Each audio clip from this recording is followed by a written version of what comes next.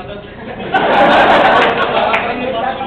कहा था कि जेएनयू के साथ इस्तेकबाल कर रहे हैं, जेएनयू में इनका इस्तेकबाल हो रहा है, हिंदुस्तान में इनका इस्तेकबाल हो रहा है। मैं एक अमेंडमेंट पेश करूंगा कि जेएनयू आपका इस्तेकबाल कर रहा है, पूरा हिंदुस्तान आपका इस्तेकबाल कर रहा है। दूसरी बात सैदा जी ने दीप जी ने कही कि देर हुई, हिंदुस्तानी अपना हिंदुस्तानी टाइम के लिए पूरी दुनिया में जाने जाते हैं। आपको अपने से अलग नहीं मानते, आप हमारे इसके बाद की बात दोस्तों बहुत कम समय लूंगा, लेकिन मैं सिर्फ पीस नहीं बोलूंगा, मैं सिर्फ रेटोरिक नहीं बोलूंगा, सिर्फ ये कि आप भी आए, हम भी आए, हम भी आए, आप भी आए। दोनों मुल्कों में कुछ लोग जंग खेलते हैं और कुछ लोग पीस खेलते हैं। नहीं है जो जंग खेल रहे थे, इधर हमारे और भी बुजुर्ग हैं जो बहुत दिन पीस खेलते रहे। आगे बढ़ने का मसला है, मसला ये है आज के लगता है हजारों साल पुरानी बात है, कुछ 150 बरस हुए होंगे।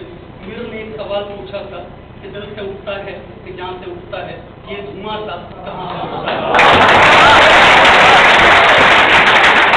3 बरस पहले निदा पाठी साहब ने जवाब दिया, इनके शेर के बाद का शेर था कि उठता है दिलो जान दोनों ही तरफ से, मीर का दीवान यहाँ भी है वहाँ भी है। मैं उस सवाल पे आऊंगा जिस सवाल पे मैं आना चाहता था कि एक बच्चा, मैं एक बहुत छोटा सवाल पूछूंगा। मैं कोई ये तकरीर करने यहाँ पे नहीं आया हूँ, क्योंकि तकरीरों से न मुल्कों में अमन हो न जंगे। ये तकरीर का सवाल नहीं, एक बहुत कठिन सवाल पूछने का सवाल है। ये एक ऐसा मौका है जब हमको अपने आप से पूछना चाहिए, हम फर्ज करें कि एक बच्चा 1930 में पैदा होता है ढाका में, तो उसकी नेशनलिटी क्या है, उसकी कौम क्या है। हिंदुस्तान आज़ाद नहीं है, अंग्रेजों का कब्जे में है, लेकिन उसकी नेशनलिटी अगर मोटी माने, जिन्ना साहब के भी मुताबिक, सावरकर साहब के भी मुताबिक, हम उनको नहीं मानते इसके बावजूद, और गांधी साहब के मुताबिक उसकी नेशनलिटी हिंदुस्तानी बनती है। वो बच्चा कुछ नहीं करता, 1947 में 17 बरस का होता है, खेलने खाने के दिन होते हैं। वो स्कूल भी पूरा नहीं कर पाया होगा शायद 1947 में। एक दिन अचानक उसको पता चलता है कि वो हिंदुस्तानी नहीं रहा, अब वो पाकिस्तानी हो गया।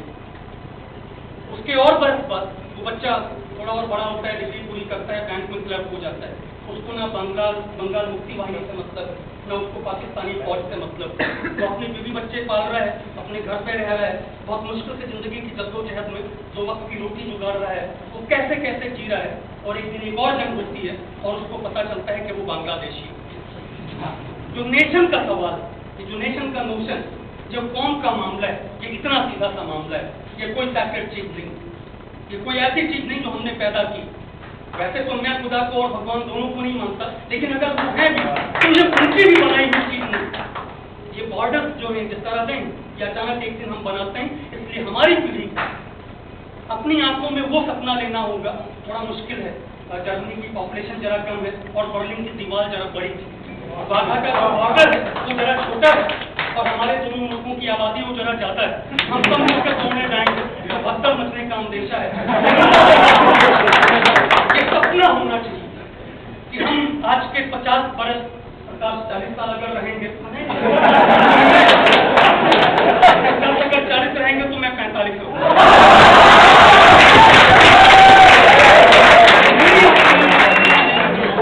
ये 45 बरस के अंदर हम सारे लोग ना जाएं, थोड़ी मुश्किल होगी। हम में से कुछ लोग ये वाघा बॉर्डर बहुत मोहब्बत से, और वो जो एक परफॉर्मेंस देने वाले लोग हैं दोनों तरफ, उनको उठा के ये बात सिर्फ क्रिकेट मैच से नहीं होगी। मैं अपनी आखिरी बात पे आ रहा हूँ। हिस्ट्री का बैगेज होता है, हिस्ट्री में बहुत चीजें होती हैं, पार्टीशन है, दोनों तरफ दर्द है। हमारी पीढ़ी के पास ये बैगेज पहली बात नहीं है।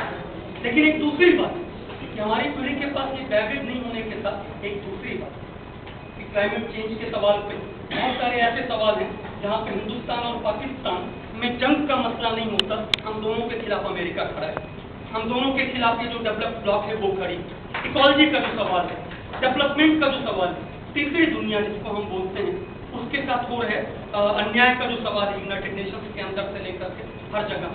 हम अगर उस बैगेज को अलग करके, जंग की बातें जब हों तब हों, सुकून की बातें जब हों तब हों, हम अगर इन बातों पे आगे बढ़े तो शायद एक दिन होगा कि मुझे बुल्ले शाह की मजार पे जाने के लिए 3 बार ये नहीं सोचना पड़ेगा कि मेरा वीजा पाकिस्तान सरकार बिना बताए क्यों डिनाई कर देती है, और उधर के दोस्तों को ये नहीं सोचना पड़ेगा कि उनको गालिब की मजार पे आने के लिए जब वो वीजा मांगते हैं तो यहाँ की सरकार क्यों डिनाई कर देती है। मैं बस ये कहूँगा कि जब गैर मुल्कों में आप होते हैं तो एक रिश्ता होता है जो हिंदुस्तान और पाकिस्तान का नहीं होता है। आप एक मेट्रो में खड़े होते हैं, अपने जैसी एक शक्ल दिखती है, तो बंदा नेपाली हो सकता है, अफगानी हो सकता है, पाकिस्तानी हो सकता है। आप इस कोने पर खड़े हैं, वो उस कोने पर खड़ा है, आप मुस्कुराते हैं, वो मुस्कुराता है। बहुत सारी गोरी चमड़ियाँ होती हैं, बहुत सारे फिरंग होते हैं, बहुत सारे और लोग होते हैं। ये जो मुस्कुराहट का रिश्ता है, यही हमारा हकीकी रिश्ता है।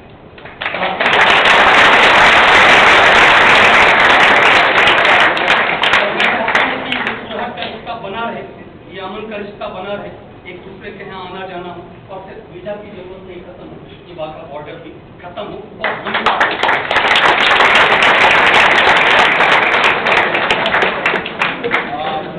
और कई सारे पाकिस्तानी आर्टिस्टों ने कहा मेरा इतना